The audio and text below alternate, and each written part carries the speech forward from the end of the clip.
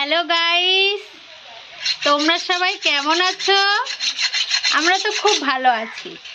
আমরা এখন কি বানাচ্ছি তোমরা দেখবে। এই দেখো চিকেন,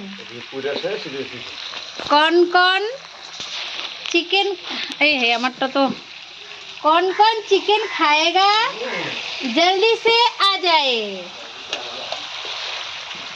ये देखिए मेरा चिकन बन रहा है, अभी चूल्हे पे चिकन बन रहा है।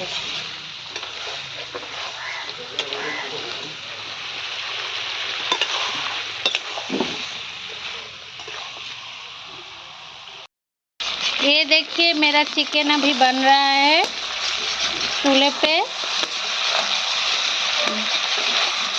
जिसको भी खाना है जल्दी से आ जाए मेरे घर में, ठीक है।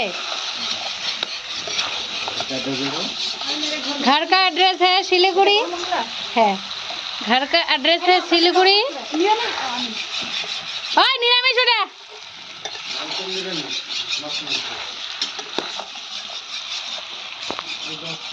लोगों ने तो कभी चिकन खाया नहीं होगा, तो खाने के लिए जल्दी से आ जाए।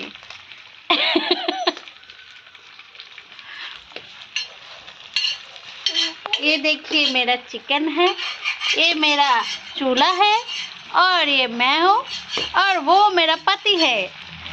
वो मुझे मार डालना चाहते हैं। ये देखिए, देख लिया आपने? हाँ ठीक है, बाय। लाइक एंड सब्सक्राइब करना मत भूलिएगा।